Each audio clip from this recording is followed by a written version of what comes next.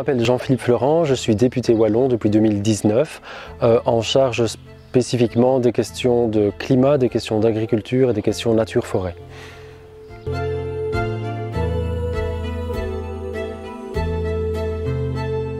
sommes opposés en fait à l'élevage et à la mise dans un milieu naturel pour seul but du tir, quand il s'agit d'un repeuplement pour des raisons vraiment de préservation d'une biodiversité, de la faune, il n'y a pas de souci. Mais quand il s'agit vraiment d'avoir comme objectif de tirer, et je pense à la perdrix par exemple, ou à des faisans, nous y sommes opposés.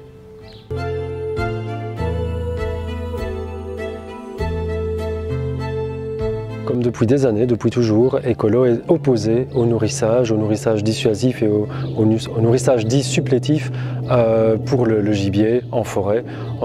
Et d'autant plus maintenant quand on voit les surpopulations de sangliers, de cervidés, dues en partie, pas uniquement, mais aux glandées importantes, on trouve que ça n'a plus aucun sens, plus aucune pertinence de continuer de nourrir des animaux, somme toute, qui devraient rester des animaux sauvages.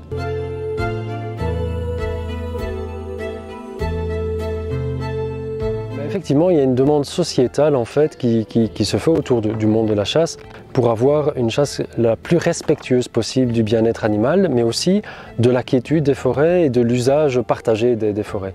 Et donc dans ce sens-là, nous voulons favoriser des expériences de chasse qui ont vraiment montré leurs preuves, je pense dans les fagnes notamment ou en forêt d'Anlier, qui sont des chasses en battue silencieuse, qui sont des chasses à l'affût et avec des programmes de chasse avec les gestionnaires publics qui sont plutôt des chasses à licence et qui permettent alors à des plus petits chasseurs du coin d'avoir accès aussi plus facilement à ces chasses.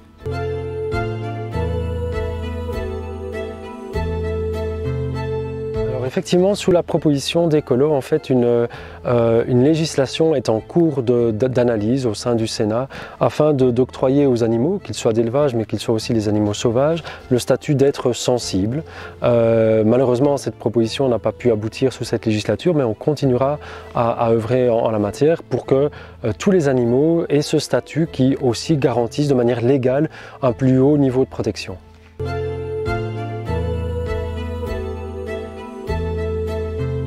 Alors, pour la chasse à l'arc, c'est comme pour les autres types de chasse, on veut vraiment avoir les garanties du bien-être animal.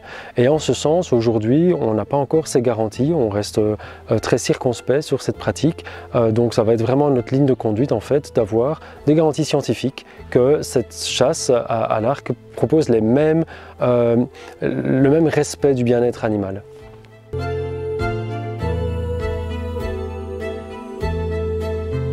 Je pense que la chasse au renard, d'autres prédateurs, doit vraiment soit être interdite, soit fortement encadrée.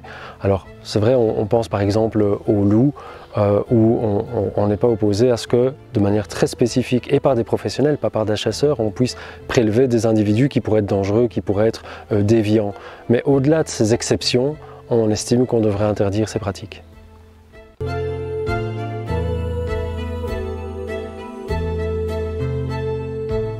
On a pris connaissance d'études qui démontraient que le plomb, lorsqu'il restait dans la nature, pouvait avoir un vrai problème, non seulement environnemental, mais aussi sanitaire.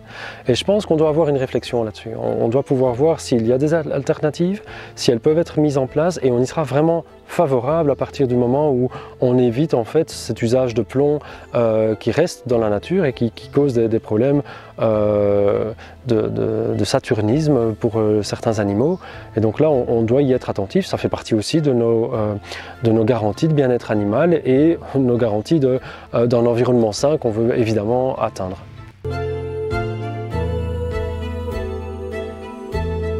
L'usage de la forêt, on l'a vu vraiment ces dernières années, il y a vraiment un regain d'intérêt de la part de la population en général. Il y a bien sûr les vététistes, les sportifs, mais il y a également les familles qui souhaitent profiter de la nature. On a créé aussi 2 parcs nationaux qui mettent en avant cet accès à la nature et notamment aux forêts.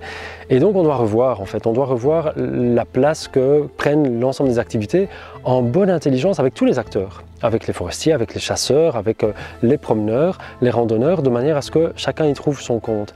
Et je pense qu'une réflexion par rapport aux jours de chasse est également nécessaire. Alors on a eu une belle évolution sous cette législature, c'est la création du site Chasse on Web qui a permis de référencer la plupart des chasses et des battues qui sont organisées. C'est un premier pas dans la bonne direction, mais c'est vrai qu'un signal important pourrait être que les dimanches ne soient pas chassés, qui permettrait vraiment à toutes les familles, les dimanches et jours fériés, que toutes les familles sachent, bah tiens, ce jour-là, je n'ai rien à craindre, je sais que la forêt est libre d'accès, nous y sommes favorables.